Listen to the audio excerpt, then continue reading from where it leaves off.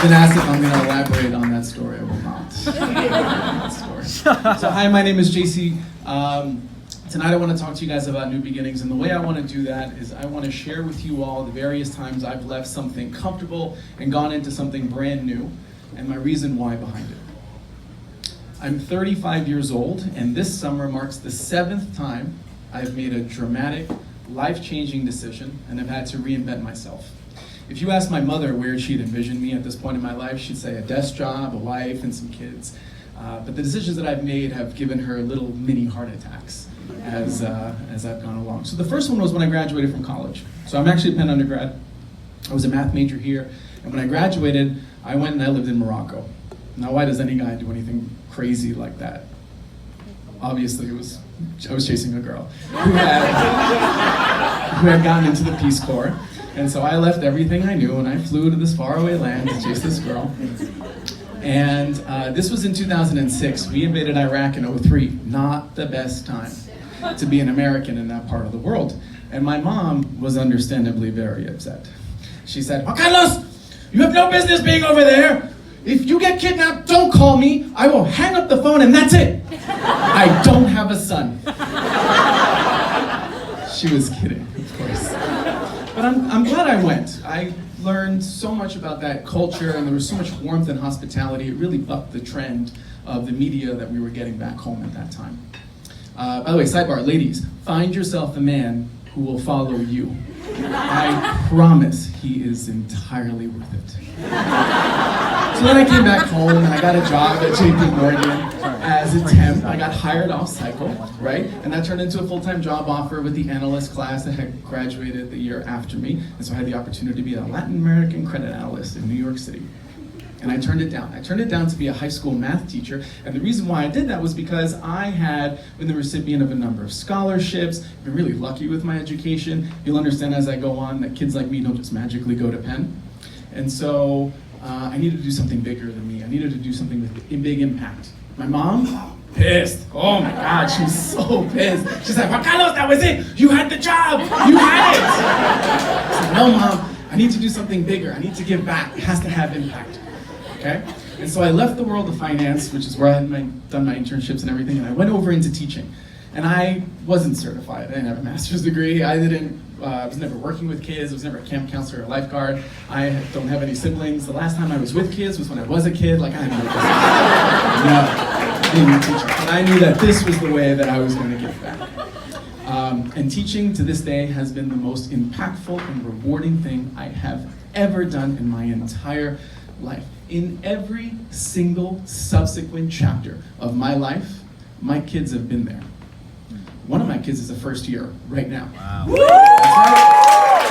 One of my former students is at Wharton right now getting her MBA. She's probably in this room right now. Shout out to you, Sam. I'm proud of you. Keep it up. So I love teaching, but I wanted to do more. I was like, okay, this is great. I'm onto something. How do I take this to the next level? How do I do more? How do I get bigger? How do I do? And I said, I know. I'm going to get a PhD in math, and I'm going to be a math professor. And so I leave this beautiful community where I was in New York City, and I go all the way to this foreign land called Bloomington, Indiana. It's over here on the map. And so I went out there and I bought a house. I was ready to be there for 6 years to get a PhD in their PhD program. And I moved. My friends helped me move and everything. And after about a year, I realized, this ain't for me. And so I had to swallow my pride and I had to go back to my friends and my family and say, hey, this was a huge mistake. See, getting a PhD in math is a lot like studying one of these strategy board games like Settlers or Avalon that everyone likes to play. And you get really good at like learning the rules and like understanding all these like tips and tricks and techniques that you can do in this game, in the world of this game. And you get really good at playing this game. But the thing is, no one else in the world plays this fucking game. Nobody gives a shit about the game you just spent 6 years of your life learning. And so I realized this isn't going to be the vehicle for me to have the impact that I want to have, okay? And so I thought, I need to do something practical. I need to do something tangible. I need to learn a business. So I came back home, I joined JP Morgan again in a different part of the business, and I was a vice president there in their private wealth management business, and I learned a business.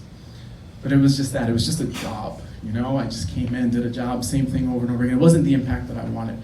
And so I left. I left that whole organization and I came to Wharton. I started all over again, building myself back up within this community. This past summer I was at a consulting firm, first time, again, building myself back up. So it might sound like I'm fairly comfortable making all these transitions, but the reality is I don't like doing this. I don't like leaving where I've been and the connections that I've made and the people that I've been with to start over all over again. I don't like doing it, right? I mean, I'm 35 and I was an intern this summer. It gets a little fucking old now. So why do I do it? I do it because of my mother. So here's the quick 1 minute on my mom. My mom was born on a farm in the middle of Colombia. She left everything and everyone she ever knew to go to Montreal. She left her friends, her family, her job, her culture, her language, her climate. My mom shows up in Montreal in mid-December, in the middle of winter, in a t-shirt and some shorts. And she figures it out. She figures it out, she gets a job and learns the language and everything. And then you know what? You know what she does next? And then she does it again. She does it again to come to Brooklyn, New York, at a time when nobody wanted to live in New York. Forget about it. New York was bankrupt. Ain't nobody wanted to live there. But she did it. And why? She did it for me, so that I could have better. So that my beginning could be a little further ahead than yours. And so when I think about what my mom has done, the sacrifice that she's made to put some roots down in this country for me, what I do, it has to be at that level. It has to be big, like what she did. And this isn't coming from my mom. My mom wants me to just have a job and have some kids and that's it. My mom would be perfectly happy with that, right? But I have this version of my mom's voice in my head that says, Juan Carlos, this isn't enough. This isn't enough. And so I need to do something that really honors that sacrifice. And this is the takeaway. This is what I want you guys to take away, okay? Honor the people that have come before you, okay? You're all standing on the shoulders of an army of people that have invested into you to get you to be here in this room, in this place today, right now. Your family, your friends, your teachers, your mentors, your coaches, all these people that have invested into you. And for you to just kind of like shrug your shoulders and say, this is good enough, that doesn't really honor the amount of time and effort and sacrifice that they've put into you.